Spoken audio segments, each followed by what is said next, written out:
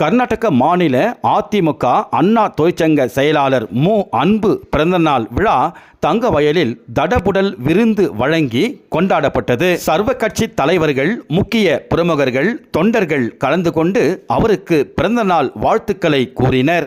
தங்கவயல் தலைவர் தங்கவயலுக்காக உழைத்து ஓரன்லைன் பகுதியில் என்னென்ன சேவைகள் எல்லாம் செய்து சின்ன வயசுல நான் அரசியல் இவர் பார்த்து தான் கற்றுக்கினேன். நான் இவர் ஒரு அரசியல்வாதிகளுக்கெல்லாம் எடுத்துக்காட்டு எப்படி இருக்கணும், ட்ரெஸ் கோட்லேருந்து சரி அவர் நடவடிக்கை பேச்சுக்கிறன்னு எல்லாம் ரொம்ப கம்பீரமாக இருக்கும். எங்கள் ஓரியண்டல் பகுதியுடைய பஞ்சாயத்தின் சார்பாகவும் ஓரியண்டல் பகுதி மக்கள் சார்பாகவும் இன்னும் பல்லாண்டுகள் வாழ்ந்து எங்களுடன் இருந்து பகுதி மக்களுக்கும் தங்கவயல் மக்களுக்கும் இன்னும் பல சேவைகளை செய்வார் என்பதும். இன்னைக்கு அவர் தான் எம்எல்ஏவா இருக்கக்கூடிய வாய்ப்பு.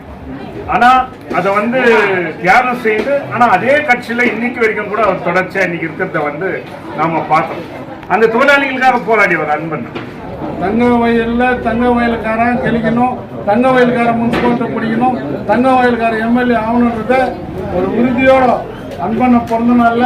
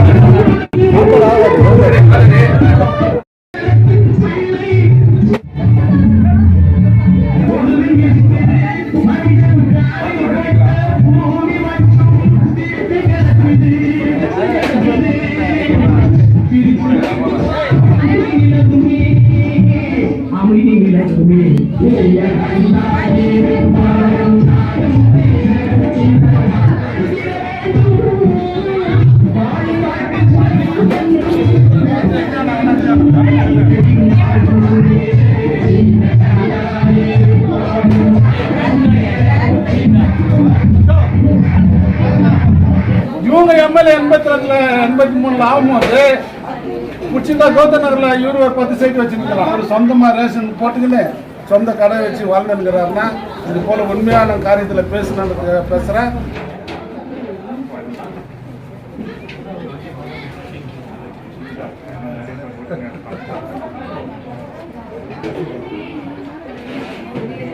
இதெல்லாம் மைண்ட்ஸ் மூஞ்சி இந்த முகங்களே பார்த்தாலே சொல்லிடுவாங்க இது தங்கவயல் முகம், இது மைண்ட்ஸ் முகங்க அப்படின்ற மாதிரி.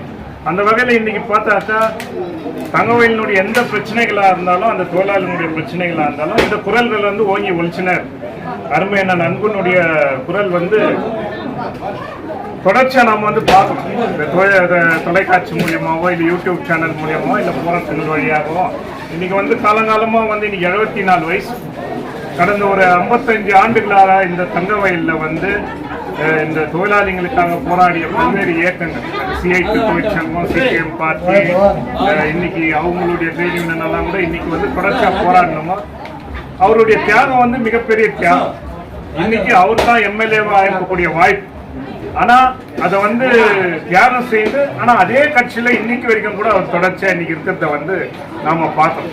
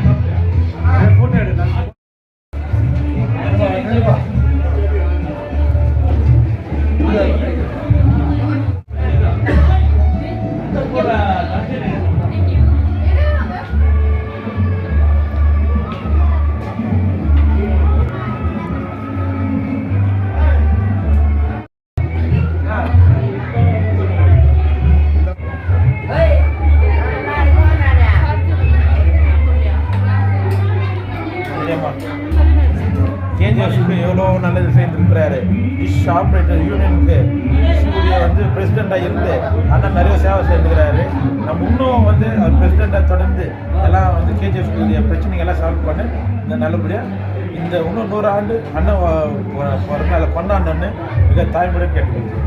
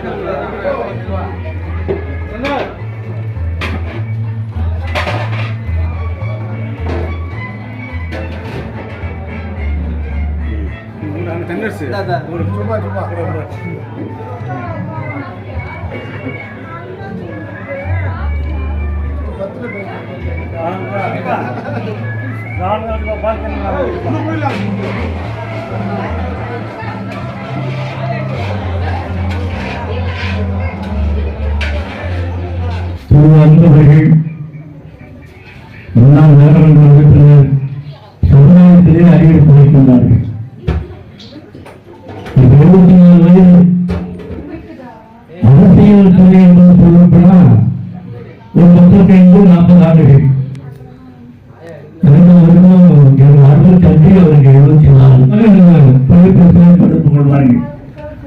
எவ்வளவு நேரம் இருந்தாலும் இக்கட்டான சூழ்நிலை சரி பண்ணி நினைப்பதை கலந்து கொண்டு நிச்சயமாக கல்வியில் பகுதியை பொறுத்த வரைக்கும் நல்ல ஒரு பண்பாளர், ஜாதிய தேர்தல் சமுதாயத்தை நல்ல குணப்படுத்த ஒரு நல்ல உணர்வு பெற்ற ஒரு நண்பர். ஏன்னா நம்ம முன்னிருக்க முன்னாள் நறுமணக்கூடிய தலைவர்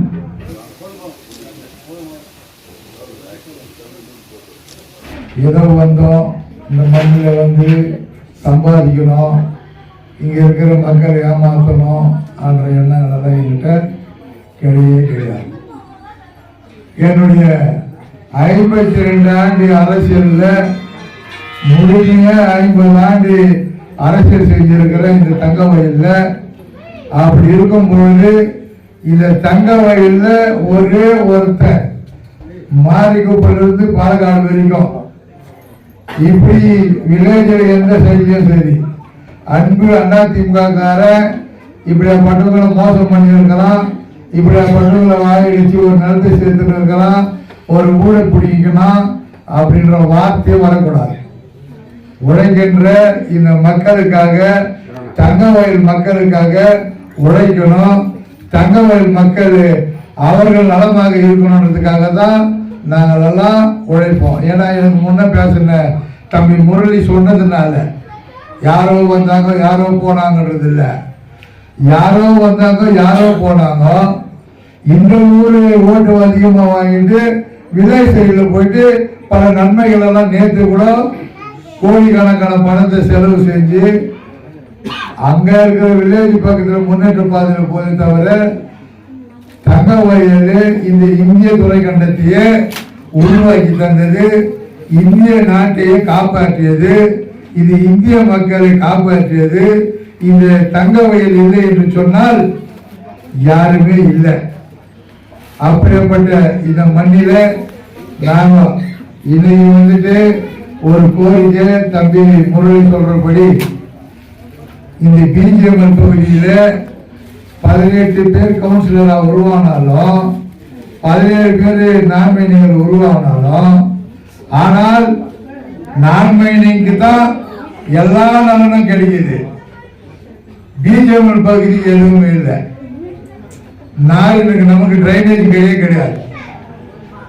தங்கவயல் முழுக்க இருக்கிற வெள்ளக்கால காலத்துல சந்துங்க இருந்துச்சு, காற்று வசதி இருந்துச்சு, டிரைனேஜ் இருந்துச்சு, காவா ரூம்னா காவா தொடரலாம், தண்ணீர் வசதி இருந்துச்சு, இவன் அத்தனை இருந்துச்சு அப்போ. ஆனால் இன்றைய நிலைமை பார்க்கும்போது ஒன்றுமே கிடையாது. அதனாலதான் நம்ம தம்பி முரளி போன்றவர்கள்லாம் இந்த நகர சபையில வந்துட்டு எனக்கு முழுசா வந்துட்டு இங்க நகரசபையில வெற்றி பெற்று இந்த ஊரை திருப்பணுன்ற ஒரு எண்ணம் இப்பத்துக்கு இல்லை. ஏன்னு சொன்னா இப்ப எல்லாம் மக்கள் மனிதனை பார்ப்பதில்லை. மக்கள் மனிதனை பார்ப்பதே கிடையாது. மக்கள் பார்ப்பது மணி மணி மணி பணம் பணம் துட்டு காசு இருந்தா ஓட்டு, இல்லைன்னா டாட்டா. இப்படி இந்த நோட்டுக்காக ஓட்டை போடுறாங்க, இல்லைன்னாக்கா கோட்டாக்கு போடுறாங்க. இப்படி எல்லாம் ஒரு நிலைமை இந்த தங்கவயல்ல இருக்கு. ஏன் இதெல்லாம் நம்ம சொல்றோம்னு சொன்னாக்கா இனி வர காலத்துல நம்ம எப்படி இருக்கணும், இந்த மக்கள் எப்படி இருக்கணும், இவங்க சுட்சமா வாழணும்னாக்கா இவங்களுடைய வளர்ச்சி என்ன, இந்த தங்கவயல் மக்களுக்கு வளர்ச்சினாக்கா என்ன ஆகணும், எப்படி இருக்கணும் வளர்ச்சி. ஆக என்னால நானு பல முறை பல நிகழ்ச்சிகளை சொல்றேன். இது பிறந்த நாள் நிகழ்ச்சி நானு எதுவும் பேசக்கூடாது. என் தம்பி முரளிக்கு இந்த நகர சபையில் நிற்கணும், பிஜேபி பகுதியில் நல்லது செய்யணுன்ற ஒரு எண்ணங்கள் இருக்குது. இன்னும் சில பேருக்கெல்லாம் இருக்குது.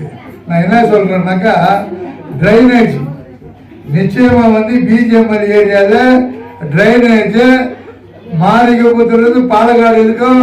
பிஜேபி ஏரியா பிஜேபி எவ்வளவு இருக்குதோ அவ்வளவு இடத்துலையும் டிரைனேஜ் நிச்சயமா சுத்தமா பண்ண முடியாது.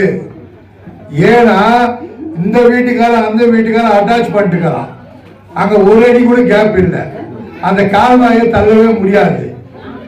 அப்படிப்பட்ட ஒரு காலகட்டத்தில் நான் மைனிங் ஏரியாவில் டிரைனேஜ் வசதி எப்படி பண்ணி கொடுத்துருக்காங்கனாக்கா மெயின் ரோட்லயே டிரைனேஜ் பண்ணியிருக்கலாம். அந்த வீட்டு கனெக்ஷன் இந்த வீட்டு கனெக்ஷன் அந்த மெயின் ரோட்ல விடலாம். அது மேல போட்டதுனால அது எல்லாம் போய் பெரிய கால்வாய் பண்ணி டிரைனேஜ்ல விடுறான் எடுத்துட்டு போயிட்டு. அது எந்த வீட்டுக்குமே டிஸ்டர்பன்ஸ் இருக்கிறது இல்லை. ஆனா நம்ம பகுதியில் என்னன்னா காவா கிளீன் பண்ண முடியாது. ஏன்னா பிஜேபி காரன் வர்றது இல்லை. சுத்தமான சுகாதாரமான குடி தண்ணீர் கிடையாது, கால்வாய் வசதி கிடையாது, தெரு வசதி கிடையாது. இப்படி பல்வேறு குறைகள் இருக்கின்ற இந்த நேரத்தில் தம்பிக்கு சொல்ற முறையே நீங்க தான் ஃபைட் பண்ணணும். ஏன்னா நான் பல வகையில பேசுறேன், பல விதத்தில் எடுத்து சொல்றேன் எல்லா மக்கள்கிட்டையும். அவங்களுக்கு ஒரு மாற்றங்கள் வரணும். மாற்றம்னாக்கா இன்னைக்கு இந்த வார்த்தை நான் சொல்லிக்கிறேன்னாக்கா, கடந்த நாள் கூட அன்னைக்கு வந்து வல்லல் முனுசாமி பிறந்த நாள் நீங்க கொண்டாடினாங்க, தொகுதி சட்டமன்ற உறுப்பினர் வந்தாங்க. அப்ப சொன்னாங்க, ஆனா நீங்க வரணும்னு சொன்னேன். நான் வந்து சொன்னேன்னாக்கா அதிகமான வேதனை வரும், அதனால நாங்க வர்றதில்லைப்பா, நீங்களே சொல்லுங்க. டிரைனேஜ் வந்து தெருவுக்கும் அண்டர்கிரவுண்ட், அதாவது பாதள சாக்கடை, அந்த பாதள சாக்கடையை தெருமுனை ஒவ்வொரு தெருவிலையும் இந்த வீட்டு தண்ணி அந்த வீட்டு தண்ணி அந்த தெருவிலேயே போகணும். உள்ள மேற்பொருத்தல் எதுவும் தெரியாது. எப்படி நான்மைனிங் ஏரியாவில் இருக்குதோ அதே வசதி பிஜிஎம்எல் பகுதிக்கு அதை ஒண்ணு மட்டும் செஞ்சா போதும், சுகாதாரம் 100% ஆகிடும். இதையெல்லாம் சரி பண்ற மாதிரி மக்கள் வந்து தகுதியான வேட்பாளரை, ஒரு பகுதியில ஒரு தகுதியான வேட்பாளரை நீ தேர்ந்தெடுத்தியானா அவனை பார்த்தா ஆபீஸ்ல வந்து சொன்னாக்கா departments, managements, commissioner, manager, DC உள்பட அத்தனை பேரும் அவங்க சொல்றதை ஏற்றுக்கணும். ஏற்றுக்கின்னு அந்த வேலையை செஞ்சாங்கன்னா சுகாதாரமா இந்த மக்கள் சுயேட்சமா வாழ்வாங்க என்பதற்காக தான் இந்த மாதிரி வார்த்தைகளை நாங்க தெளிவா சொல்றோம். இதுல இன்னும் சொல்லு போனா வேண்டாம், இதோட போதும். காரணம் என்னன்னாக்கா, இது என்னுடைய பிறந்த நாள். ஏன்னா இவங்க பிறந்த நாள் கொண்டாடுறத ஊர்கருத்துக்கு எது ஏதோ சொல்லுகிறாருன்றது வேண்டாம். நாங்க வந்த வழி வந்து புரட்சி தலைவர் வழி, புரட்சி தலைவர் அம்மா வழி, புரட்சி தலைவர் எடப்பாடி வழி. நம்மள என்னன்னா மக்களுக்கு என்ன செய்யணும், படிக்கின்ற மக்களுக்கு என்ன செய்யணும், அவர்களுக்கு என்ன நல்ல உதவி பண்ணணும், முதியவர்களுக்கு என்ன செய்யணும், இது நம்மளுக்கு டெவலப்மெண்ட்ஸ் தான். படிக்கிறது இல்லை, கொடுக்கறது. இது வரைக்கும் உங்களுக்கெல்லாம் நியூஸ் நீங்க பாருங்க, இது வரைக்கும் நம்ம எத்தனை நிகழ்ச்சிகள் மார்க்கெட் பகுதியில் எல்லா பகுதியிலும் பண்றோம். எல்லாருக்கும் என்ன கொடுக்கணும், புரட்சி தலைவர் எம்ஜிஆர், புரட்சி தலைவர் அம்மா, பேரறிஞர் அண்ணா, இப்படி போன்றவர்களுக்கெல்லாம் பிறந்த நாள், இன நிறைவு நாளில் வந்துட்டு புடவை கொடுக்கறது, அன்னதானம் வழங்குறது, இப்படியெல்லாம் செய்யறோம். என் தம்பி, எங்க அப்பா அம்மா அந்த நிகழ்வுக்கு வந்துட்டு முதியோர் இல்லத்துல, ஹாப்பி ஹோம்ல, இப்படி போடுறவங்களுக்கு வருடத்தில் நான் குறைஞ்சபட்சம் இல்லைனாலும் 4-5 முறை அன்னதானம் பண்ணிடுவேன். 12 மாசத்துக்கு இதுல 6 மாசம் அன்னதானத்தில் போகும். ஏன்னா இதுதான் தானத்திலே சிறந்தது அன்னதானம். ஒவ்வொன்றும் எம்மதும் சம்மதம், வாழ்கின்ற காலம் வரையில நாம் ஒன்றுபட்டு உண்டு வாழ்வோம் என்று சொல்லி இந்த நிகழ்ச்சியில வருகை தந்துள்ள அத்தனை பேருக்கும் எனது மனமார்ந்த நன்றி கலந்த வணக்கத்தை கூறி இந்த உரையை முடித்து இப்போது கேக்கை வெட்டி அனைவருக்கு கேக்கு கொடுப்போம்.